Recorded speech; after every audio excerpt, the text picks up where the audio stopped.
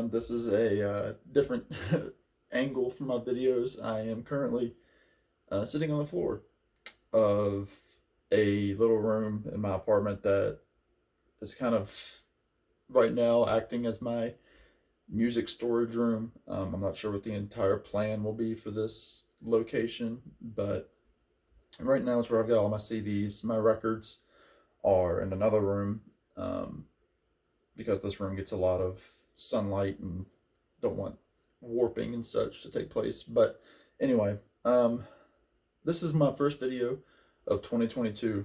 Happy New Year, everybody. And thank you all so much for all the subscriptions over the last year in 2021.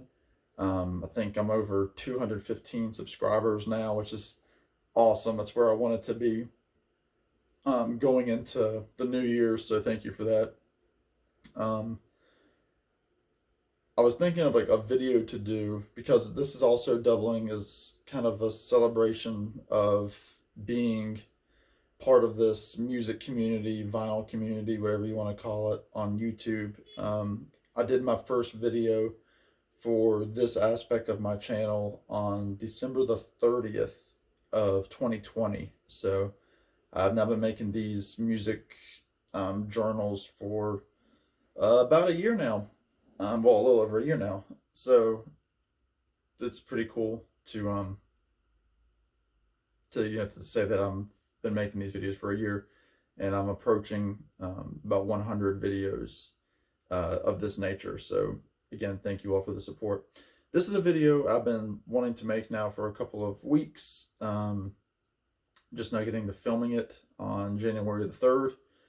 This is a video it's just kind of like a musical thank you to the folks that have introduced me to some really cool music. A couple of folks are from YouTube, but most of these people are people from my personal life, and I am going to kind of just run with this. Excuse me, let me grab some things here. And I've kind of got these set up in stacks, kind of according to who introduced me to what. So I'm going to start with some YouTube / media thank yous for these artists. So these are artists that I've learned about, or I've learned more about in part thanks to people on YouTube, as well as TV shows, whatever, you'll see. So and I just picked a bunch of albums from my shelf. I didn't even fully dig into all this stuff, so we'll see what this video looks like.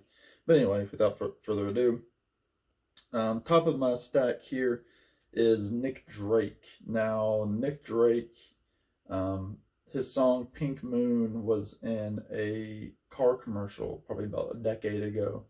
And I remember the song, but it didn't really strike me, as anything other than a commercial song. But then there's a guy that I watch on YouTube whose name is Josh Turner, or his channel's name is Joshua Turner. He's not the country singer, but he's a young guy about my age who is just a monster on every instrument with a string on it. He plays banjo, mandolin, guitar, bass, and he can play all different, like electric guitar. He can play all different styles. And he put up a cover of Pink Moon by Nick Drake. And I remember listening to it and kind of like being like, okay, that's pretty good, because he can make any song. Sometimes even better than the original. And then I started digging into Nick Drake's catalog, and I'm like, oh my goodness, Nick Drake's fantastic. And like, I would see videos of other songs that Josh would put up on YouTube, and he had like Nick Drake posters, and I was like, let me look into Nick Drake again. So I have him to thank for my love of Nick Drake, and check out Nick if you don't know him. Next is The Head and the Heart, and this is a group that I've really gotten into over the last year. I got into this group because of the show New Girl starring Zoe Deschanel, and their song Rivers and Roads was on that show, and they have a lot of good like indie songs on that show. So I started listening to the first Head in the Heart album. Actually, I've got it right here. Head in the Heart. This is the first album that has Rivers and Roads on it, and I really started getting into their catalog and ended up listening to all their stuff. And just a killer rock band. Well, not rock band, a killer indie folk band out of Seattle. And I have the show New Girl to thank for that. All right, and the last two in this category are from YouTube personalities, if you will. The first is Mr. Michael Nesmith, who, of course, we lost in December of last year. And my friend Tommy Burton over at Tommy's Musical Adventures got me really into Nez's deep catalog. Actually, Tommy first started getting me into the Monkees' deeper cuts once I started listening to his channel. And then I started really digging into Mike Nesmith. I started getting all of Mike's catalog, and the rest is history. I got to see the Monkees with Tommy back in October of last year, and it's kind of been a love affair with Mike Nesmith ever since. So thank you, Tommy, for that. And lastly, this is a tribute album that came out about Brian Wilson. This is Jim Records. Jim Records celebrates Brian Wilson, and this is all of the Jim Records artists at the time. You have the Weaklings, the Gripweeds, Nick Puente, the Gold Needles, Anderson Council, Richard Barone, Lisa Nichols and Super 8, Jonathan Pushkar. Just some great artists singing the songs of Brian Wilson. My friend Matthew Street from YouTube got me into this album. He made up an announcement video saying that it was coming out, and he messaged me and he said, "Hey, I know you like Brian Wilson, you should check this out." So I bought it. I did a review on it about sometime last year, and I have Matt to thank for this wonderful little album. So thank you, Matt, for that. All right, next I'm going into non-family folks. So these are people that are not in my family that have gotten me into these artists. This includes college and just a couple of lifelong friends. First is Bob Dylan, a former teacher of mine named Jeremy, who was a younger guy at the time. This was back in my junior year of high school. So this would have been 2010, 2011. He was teaching me a class, and he played the song Ring Them Bells off of the album Oh Mercy. And I love the song. And so then I started looking up covers. I listened to Sarah Jarosz, her cover, a lot. Ended up getting Modern Times, and then really like the first new Dylan album that I bought when it came out was Tempest. And ever since then, I've got all sorts of Bob Dylan albums, bootleg series, of course, Traveling Wilburys. I mean, if Bob is on it, I try to get my hands on it. So thank you, Jeremy. We still keep in touch quite a bit with all the Dylan news. He's my Dylan aficionado, if you will, and I'm just going to put him back there. Next, this is the Avett Brothers, and I have my friend Landon to thank for getting me into the Avett Brothers, even though when Landon was my room, he's a lifelong friend through church, and Landon and I shared an apartment our junior year of college. So back in 2014 to 15, we were in an apartment together with my cousin and another lifelong friend. And Landon played Avett Brothers, Mumford & Sons, and John Mayer all the time. And I was afraid that I was going to get sick of it. I got sick of the Avett Brothers because at the time I was not an Avett Brothers fan. Landon played the songs a lot, and finally I was like, I'm just so sick of hearing these songs. So I took like I don't know, like a 4 or 5 year hiatus from the Avett Brothers, and then I bought their album True Sadness that came out, and really liked it. And then I started going into the back catalog and getting all their stuff, and eventually Landon and I went to see the Avett Brothers at the University of Virginia back in 2019. So in a weird way, Landon was kind of my Avett Brothers connection. Next, this is another college buddy, my friend Trevor. He got me into this group, the Wild Feathers, who I love. This is their newest album, Alvarado.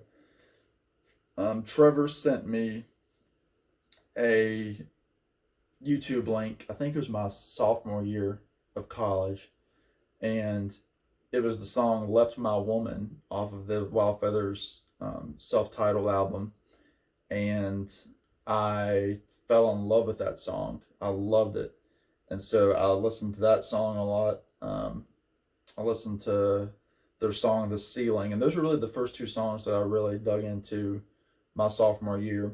And then I started going online and ended up buying up their catalog. This is their, I guess you can consider it their fifth album, though it's technically their fourth official like release, if you will.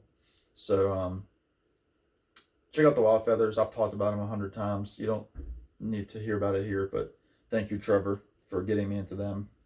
And I will be happy to say that I got Trevor into listening to Justin Townes Earl, so we kind of swapped an artist for each other. Lastly, my very good friend Chris, another college buddy of mine, who will actually be visiting me this weekend. These last two artists he got me into. The first is The Killers, specifically this album, Hot Fuss. This is their debut. We were listening to All These Things that I've Done once in his dorm room. I was like, I forgot about that song. That's a great song. And he's like, yeah, you should really. And of course, I knew Mr. Brightside, but he's like, you should really check out this album, to kind of wet your whistle. And this is a perfect album, Hot Fuss. It's got, Jenny Was a Friend of Mine, Mr. Brightside, Smile Like You Mean It, Andy, You're a Star. Just every song is fantastic. Very good, record, and just a really fun rock and roll band from Las Vegas. So thank you, Chris. And then lastly, from Chris, he got me into this little group right here called Deathcab for Cutie. Again, Chris was a big fan of the song Crooked Teeth from their album Plans, and he would always quote Crooked Teeth, and he's like, you should listen to that. And so I listened to that, really got into Plans, and then it wasn't really until after college that Chris got me into Deathcab, even though he talked about him during college a lot. I just never bit the bullet until after college. But I'm a big Deathcab for Cutie fan as well. I was supposed to see Ben Gibbard, the lead singer and writer from Deathcab, last year, but his show was canceled. So thank you, Chris, for Deathcab and for The Killers. So Chris is introducing me to bands with murderous names and their band names. And lastly, let me just dig into just some artists that my family has gotten me into. I'll start with my sister, Maggie. She got me into, I would mention Zoe Deschanel earlier. This is She and Him. This is a duo she has with M. Ward, who is a guitarist slash producer. Very 50s kind of Phil Spector-y sounding duo, but also kind of ethereal, like Lord Huron slash Chris Isaac. Really great. They have 2 Christmas albums and then a few other studio albums. And actually, they haven't put out an album in about 7 or 8 years, I don't think. So, She and Him. I have my sister Maggie to thank for that. And now let me just jump into my parents. Of course, they were the musical foundation for all sorts of different music. I didn't even come close to all the music they've introduced me to.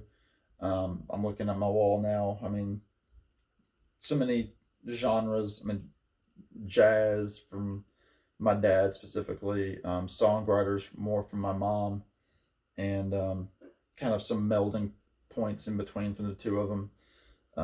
Let me just I've got a stack here. Let me start with my dad. My dad's a big Willie Nelson fan. Um, Stardust is one of my dad's favorite albums, and my dad listened to a lot of Willie Nelson in my coming up years, and as a result, I'm also now a big Willie Nelson fan. So um, there's number one. Number two is Tony Bennett, and Tony Bennett's going to represent really all of the crooners. You know, Frank Sinatra, Dean Martin, Bing Crosby, Andy Williams, Ella Fitzgerald. Um, Gosh, who else? I mean, big band as well. I don't have any big band on me at the moment, but Benny Goodman, Glenn Miller, Artie Shaw, Count Basie, you know, just that whole group of classic swing and big band music. Tommy Dorsey. And actually, with Tony Bennett, my dad had tickets to go see Tony Bennett with my mom around the time that she was pregnant with me. And my mom went into labor. They had me. And then I believe it was the next day my dad had to go see Tony Bennett. And so he invited another friend. So him and his friend went to go see Tony Bennett while mom was with me. So Tony Bennett for my dad as well. Elton John, my dad's a huge Elton John fan, as I've talked about. He's really got me into the deep cuts. I knew all the radio stuff, you know, that you just hear, you know, without even thinking about it. You know, a lot of the junk that's on the radio, they play the same 5 Elton John songs all the time, Rocket Man and Your Song and Candle in the Wind. But my dad really got me into the deeper cuts with Elton John. We're seeing Elton in September, Lord willing, if COVID can kind of ease off a little bit. So my dad with Elton John. And then kind of a crossover between mom and dad, Tom Petty. I remember specifically my dad making me a burned CD from Napster where he it was a mix of, I think, Tom Petty, Springsteen, ELO, Dylan, and maybe I think he took like most like the Wilburys like solo stuff and put it on a CD for like with like 10 songs. It was like a mix that he made. And mom loved Tom Petty too, but dad made that CD for me and kind of got me into, you know, songs other than Free Fallin', which seems to be like the only song they play on classic rock radio. So now I'm melding into music that my mom got me into. Again, this is another that mom and dad both like, so it's kind of like I'm this merging. John Denver. My mom's a huge John Denver fan. She had this 2-disc compilation with like 30 John Denver songs. We had this John Denver Christmas album, a compilation anyway, growing up. And of course, John Denver and the Muppets Christmas album. So, I mean, songs like, you know, Christmas for Cowboys on here, Aspen Glow, but then you also had like his non-Christmas stuff, you know, Calypso and Eagle and the Hawk. You know, I mean, you also had like the big stuff, Sunshine on My Shoulders, you know, Rocky Mountain High, Country Roads. Just really an underappreciated songwriter, even still. And John Denver's been gone now for, it'll be 25 years, I think, this year. So mom got me really into John Denver's back catalog. Next, Paul Simon. My mom really got me into Paul Simon, especially the Graceland album. Everybody shows that, so I wanted to show his 2011 album, So Beautiful or So What, which she also likes. Songs like Dazzling Blue and Rewrite on here. We got to see Paul in 2018 in North Carolina for his Homeward Bound farewell tour. It was probably my favorite concert. And yeah, mom loves Paul Simon. Next, Van the Man. Again, I knew just the stuff that they play on the radio all the time. Domino and Brown Eyed Girl and, Into the Mystic. They play that stuff on the radio all the time. But she really got me into the back catalog again. She had the Still on Top compilation that had a bunch of his greatest hits on it that I didn't know a lot of them, especially the stuff from like the 80s and 90s, and just love that stuff. Gloria by them, all the way up to his latest record project album. So, and again, Mom and I got to see Van Morrison in 2019 up near Washington, D.C. All right, and last, two songwriters that Mom got me into that I love, love, love. Tom Waits. He's not everybody's cup of tea, but she got the Closing Time album, his first album, at Barnes & Noble for like $5 one day on a whim. And she doesn't really go out and buy music, but she brought it home, or she put it in the car, because I think I was with her when she bought it. And we played it in the car, and it was just great to hear like this, saloon singing kind of stuff. And I had heard Tom Waits' song from this album, Come On Up to the House, through Sarah Jarosz's cover. And then Mom really pulled out the back catalog with Closing Time and a couple of those early albums like The Heart of Saturday Night and stuff like that. And since then I've picked up a lot of Tom Waits' stuff because of her. And lastly, the man, John Prine. I've talked about John numerous times. Again, Mom and I saw John the end of 2019 in November, just a few months before he passed away. And it was a show I'll never forget, just because of how close it was to his passing. Mom had the Best of John Prine CD, and I didn't care for him that much at first. I liked his acoustic stuff, but I didn't like the electric stuff, like Saddle in the Rain and stuff like that. But then I really started delving in when she got his debut on CD, and the rest is history again. So that video probably went longer than you wanted it to. It's probably longer than I wanted it to go, but just kind of a neat little way to kick off the year. So thank you to all the people that got me into that music. Thank you to you all for subscribing and watching and commenting. Please subscribe if you haven't already. And I, again, thank you for sticking with me for a year. And I guess the next push is let's try to get me up to 250 subscribers. But, I kind of just do it for just getting information about music out to you all. So thank you all for watching, and I hope you all are enjoying your New Year festivities early this month in January. And I will talk to you all very soon with another video down the road. So thank you all.